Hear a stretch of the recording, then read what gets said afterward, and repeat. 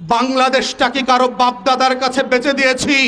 স্বরাষ্ট্র উপদেষ্টাকে বলছি, তিনি সেনা প্রধান হন, প্রজাতন্ত্রের কর্মচারী থেকে শুরু করে সবার জন্য রাষ্ট্রের আইন সমান। যারা ফৌজদারি অপরাধ করেছেন অ্যাকর্ডিংলি আইন মোতাবেক তাদেরকে কাশিমপুর কেরানীগঞ্জে থাকতে হবে। কোন স্পেশাল স্ট্যাটাস দেওয়া দিল্লির গোলাম জেনারেলদের জন্য আমরা কখনো মেনে নেব না। গোলামীর রাজনীতি চলবে না। বাংলাদেশের আইন যদি সবার জন্য সমান হয়, রিকশাওয়ালাকে কেন তার বাড়িতে থাকতে দেওয়া হয় না জেল হিসাবে? কেন টং দোকানদারকে থাকতে দেওয়া হবে না? কেন অন্যদেরকে থাকতে দেওয়া হবে না যার খুশি মতো? এইভাবে রাষ্ট্র চলবে না।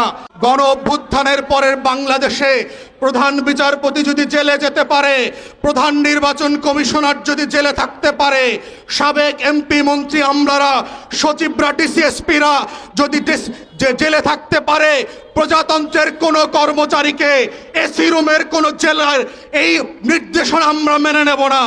আমাদের বক্তব্য খুব পরিষ্কার, যারা অন্যায় করেছেন, যে ফৌজের মেম্বার হন, তিনি পুলিশের আইজি হন, তিনি র্যাবের ডিজি হন, তিনি সেনা প্রধান হন, প্রজাতন্ত্রের কর্মচারী থেকে শুরু করে সবার জন্য রাষ্ট্রের আইন সমান।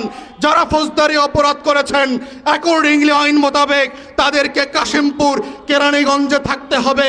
কোন স্পেশাল স্ট্যাটাস দেওয়া দিল্লির গোলাম জেনারেলদের জন্য আমরা কখনো মেনে নেব না।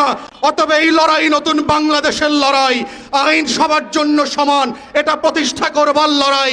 এবং আমরা চিফ প্রসিকিউটর থেকে শুরু করে স্বরাষ্ট্র উপদেষ্টাকে বলছি, গোলামীর রাজনীতি চলবে না। বাংলাদেশের আইন যদি সবার জন্য সমান হয়, রিকশাওয়ালাকে কেন তার বাড়িতে থাকতে দেওয়া হয় না জেল হিসাবে? কেন টং দোকানদারকে থাকতে দেওয়া হবে না? কেন অন্যদেরকে থাকতে দেওয়া হবে না যার খুশি মতো? এইভাবে রাষ্ট্র চলবে না।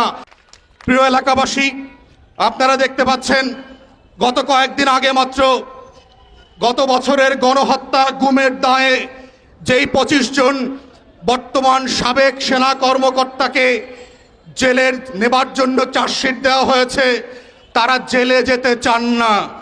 যদিও তারা গুম খুন করেছেন, যদিও তারা সারা বাংলাদেশে